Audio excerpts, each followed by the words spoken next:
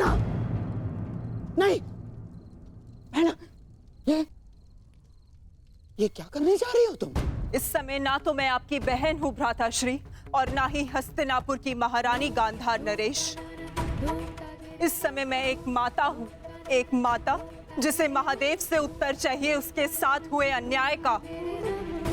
और जब तक मुझे वो उत्तर नहीं मिल जाता, आज मुझे कोई नहीं रोक सकता। मूर्खता मत करो बहना। गांधारी, इस बात ही अग्नि को आलिंगन देने से कुछ नहीं मिलेगा। इससे पूर्व मेरे आलिंगन में आने को शेष मेरा अंतिम पुत्र भी काल के गाल में समा जाए, महादेव को मेरे प्रश्न का उत्तर देना ही पड़ेगा।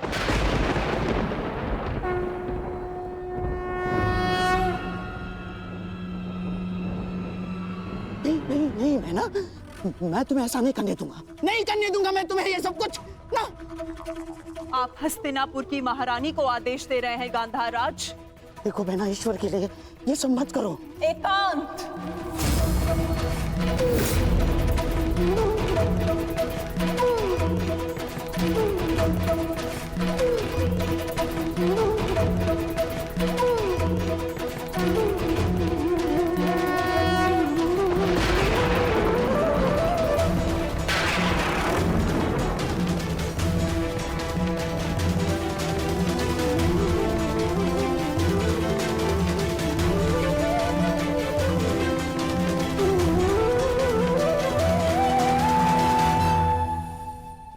संहार के देव है ना महादेव, तो आज मैं स्वयं को संहार करके आपको प्रस्तुत करती हूँ।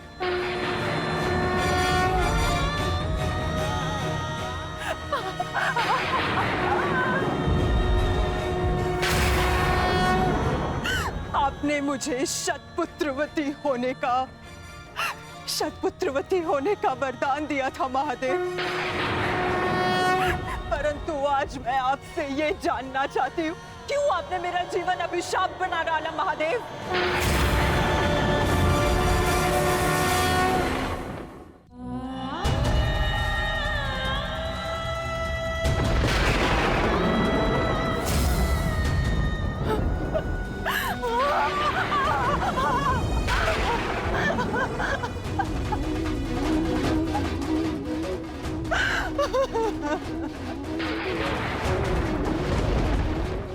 प्रकट होइए महादेव, प्रकट होइए। आपने मेरे जीवन को एक जीती जागती चिता बना डाला है। ये माता अपने पुत्रों का हंसता हुआ मुख नहीं देख पाई,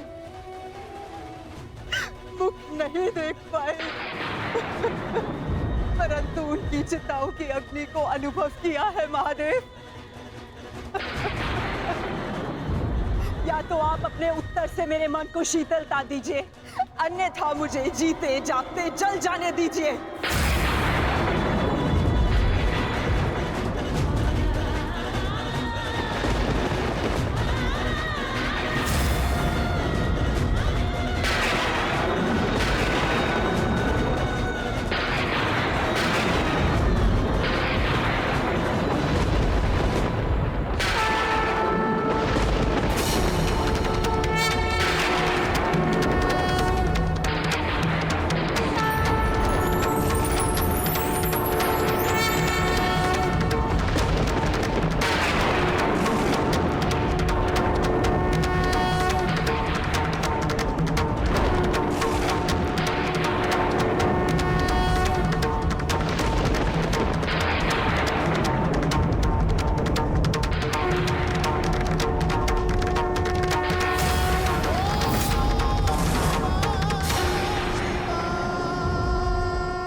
किस प्रश्न ने तुम्हें इतना विचलित कर दिया है गांधारी? अन्याय ने मुझे विचलित किया है महादेव, वो अन्याय जो आपने मेरे साथ किया। मेरे 100 पुत्रों के वरदान को 100 पुत्रों के नाश के अभिशाप में बदल दिया है उन पांडवों ने। बोलिए महादेव, बोलिए, ये कैसी नीति है आपकी? ये तो नियति है गांधारी। हर एक के जन्म के साथ उसकी मृत्यु निर्धारित होती है। उसे लेके मनुष्य विचलित हो सकता है, परंतु ना ही ये अन्याय है और ना ही प्रतिशोध का कारण। नहीं महादेव, मैं ना तो यहाँ प्रतिशोध के लिए आई हूं और ना ही प्रतिकार के लिए। ये एक माता है जो आपके समक्ष खड़ी है, जिसके 99 पुत्रों का निर्दयता से वध कर दिया गया है। उसे केवल एक पुत्र की सुरक्षा चाहिए।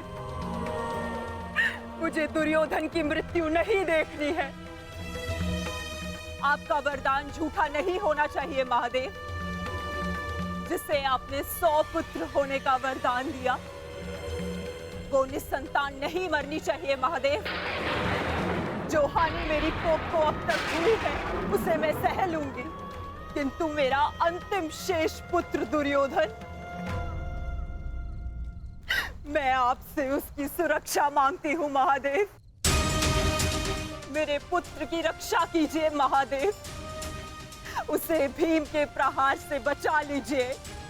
पांडवों को अस्त्र देने वाले महादेव, यदि आज मेरे पुत्र को ढाल नहीं देंगे तो मैं स्वयं आज अपने प्राण उसके लिए समर्पित कर दूंगी।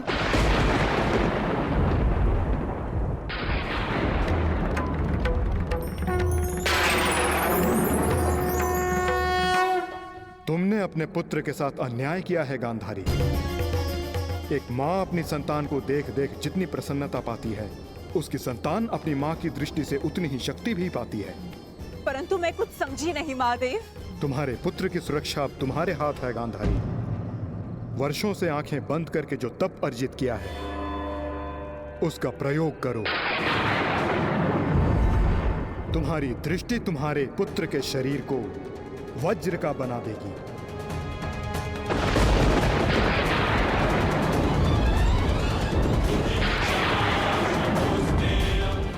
वो वज्र जिसे किसी का प्रहार नहीं तोड़ पाएगा।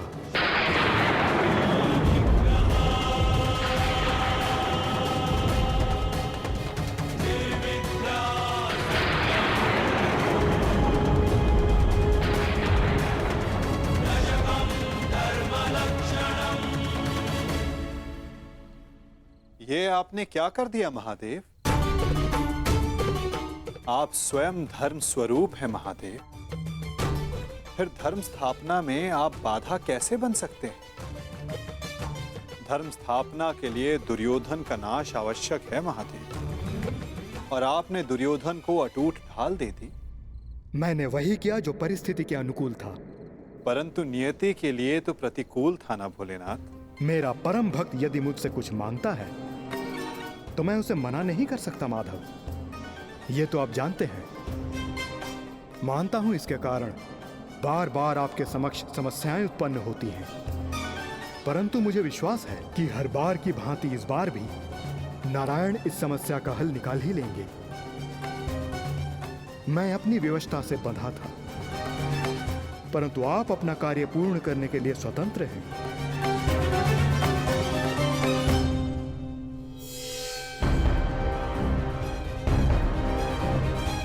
नियति के अनुकूल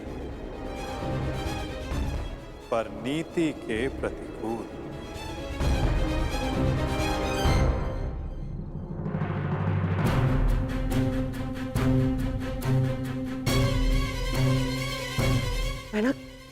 बहना क्या हुआ? महादेव ने दर्शन दिए? बहना बता। गांधारी,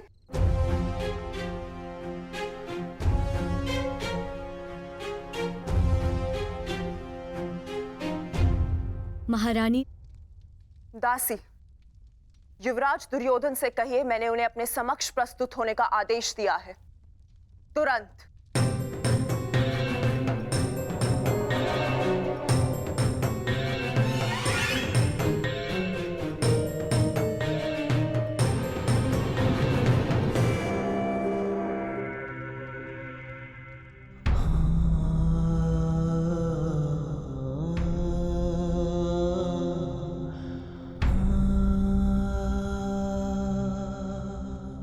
तुम्हारी मृत्यु का प्रतिकार में एक एक से लूंगा मित्र, और पांडवों को छोड़ूंगा नहीं। उन्हें तुम्हारे साथ किए गए अन्याय का प्रतिकार चुकाना होगा मित्र।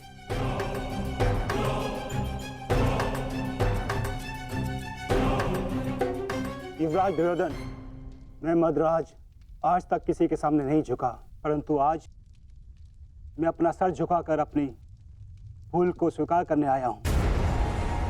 मद्राज, चक्र निकालने में मेरी सहायता कीजिए। तुम भूल रहे हो अंगराज, तुम सूत पुत्र हो, तुम स्वयं अपने रथ का चक्र निकालो। मद्राज, मुझे मेरा विजय धनुष दीजिए। नहीं अंगराज, मैं तुम्हारी आज्ञा का पालन नहीं करूंगा।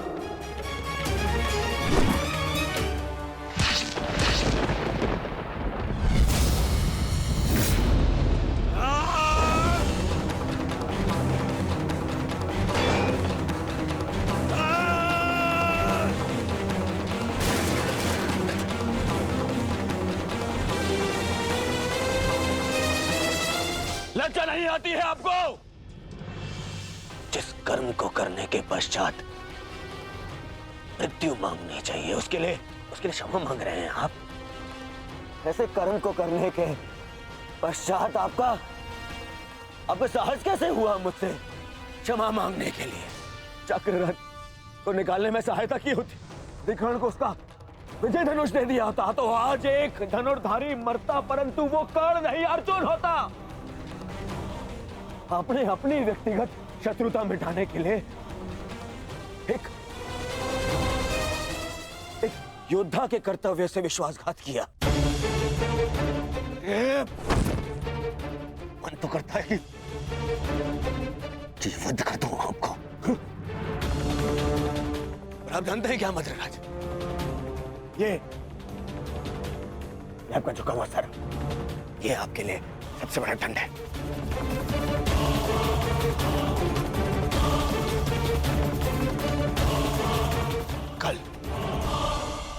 कल प्रातः काल सूर्योदय से पूर्व आप युद्ध भूमि से अस्त हो जाएंगे।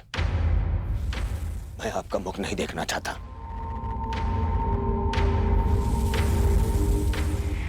मैं कर्ण की मृत्यु का प्रतिशोध लेना चाहता हूं युवराज।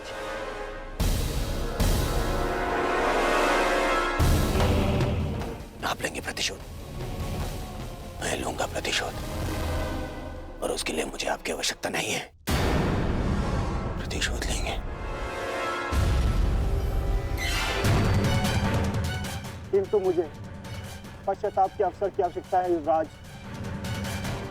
मैं आपको निराश नहीं होने दूंगा।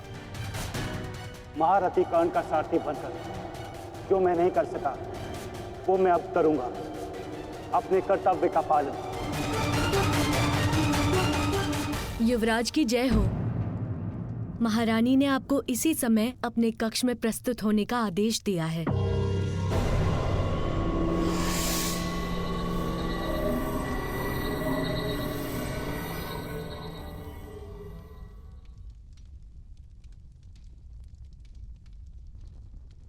पिताश्री, माता ने यूं अचानक मुझे स्मरण क्यों किया? इस समय एक माता केवल अपने पुत्र से बात करना चाहती है पुत्र। इसके अतिरिक्त मुझे कुछ ज्ञात नहीं।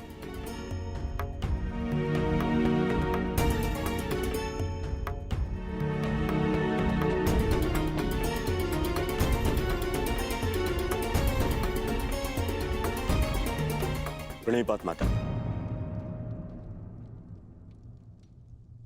आपने मुझे स्मरण किया।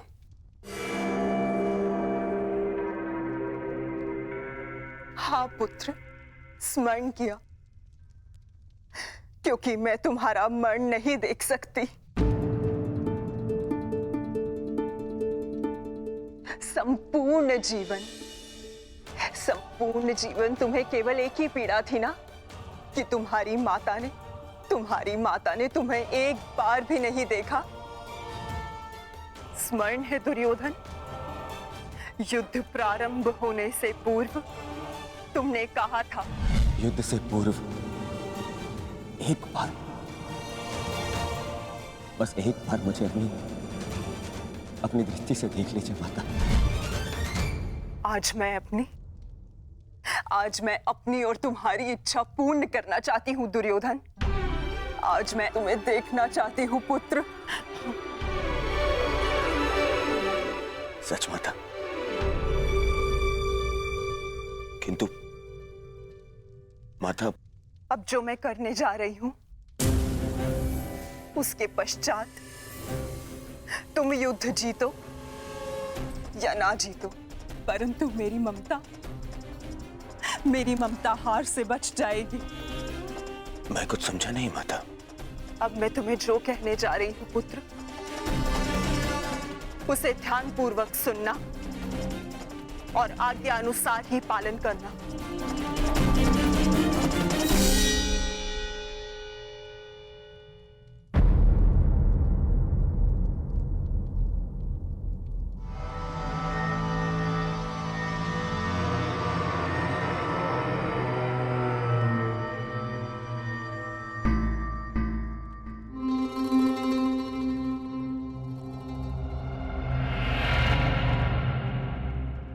दुर्योधन, क्या हुआ? क्या क्या कहा गांधारी ने? और उसने तुम्हें क्यों बुलाया था? गंगा स्नान के लिए जाना है मामाश्री। गंगा स्नान? किंतु क्यों? क्यों दुर्योधन? देखो देखो दुर्योधन, तुम अपने मामा को कुछ नहीं बताओगे? हैं? ये स्नान, ये क्या है सब कुछ? माता के आदेश का पालन करने के लिए, किंतु परंतु नहीं पूछते मामाश्री। मैं भी तुम्हारे साथ चलता हूं।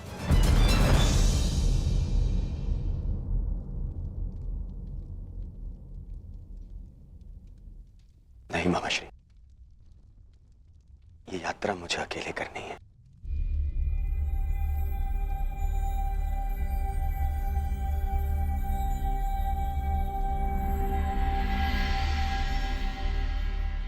आइए आप सब भोजन ग्रहण कर लीजिए। किन हाथों से भोजन ग्रहण करें पांचाली?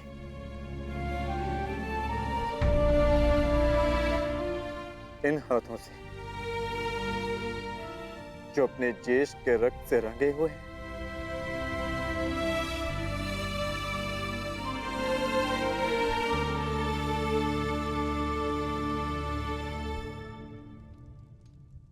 जाओ पार्थ, जाकर विश्राम कर लो। कल प्रातः पुनः युद्ध प्रारंभ होगा और उस युद्ध के लिए सज्ज रहना होगा तुम्हें। परिवर्तन के लिए ज्येष्ठ ने अपना जीवन त्याग दिया। कुछ परिवर्तनों को लाना नहीं होता पार्थ, उन्हें होने देना होता है। तुम अपना कर्तव्य करो पार्थ। फल हो या परिवर्तन, जो भी होगा स्वयं होगा।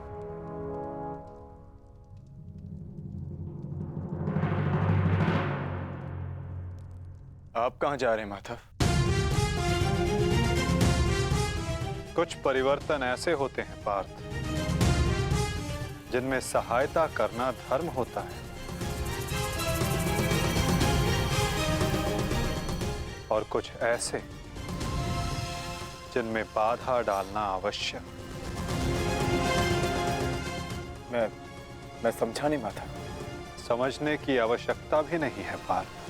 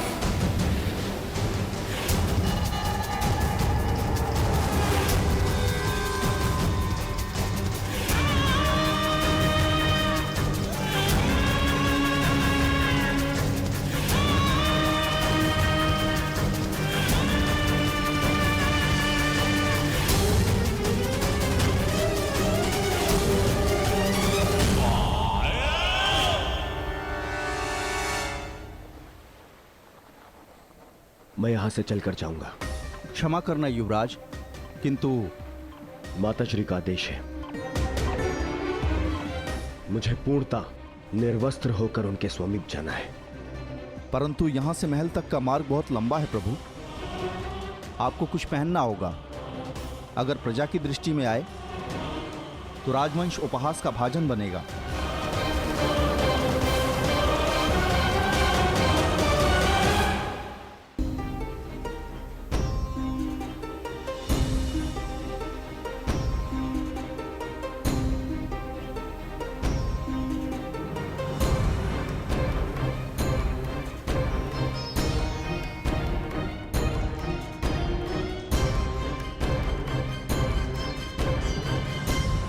अपने पिता का आदेश नहीं मानता, बहुत बड़ा बुद्धिमान समझता है अपने आप को।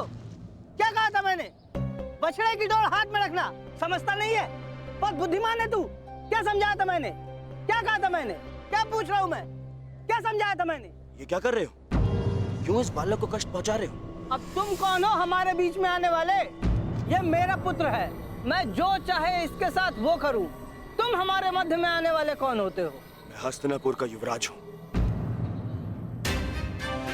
क्षमा करिए युवराज, मैंने आपको पहचाना नहीं, परंतु वास्तविकता ये है कि इसने अपने माता पिता के आदेश का पालन ही नहीं किया। मैंने इसे बताया था, बछड़े की डोर कभी हाथ से मत छोड़ना, सदैव डोर अपने हाथ में ही रखना, परंतु ये नहीं माना। इसने बछड़े की डोर को अपने हाथ से छोड़ दिया और बछड़ा खो गया। अब आप ही बताइए, मैं क्या करूं? परंतु आप इस भांति अर्धनग्न अवस्था में। मेरी माता का आदेश है।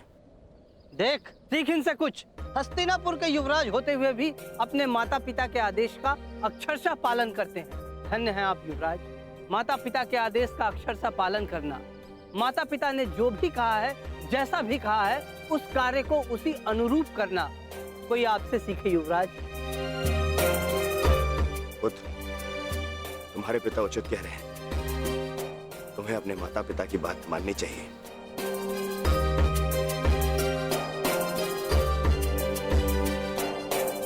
माता पिता के आदेश का अक्षरशः पालन करना, माता पिता ने जो भी कहा है, जैसा भी कहा है, उस कार्य को उसी अनुरूप करना कोई आपसे सीखे युवराज। धन्य हैं आप युवराज।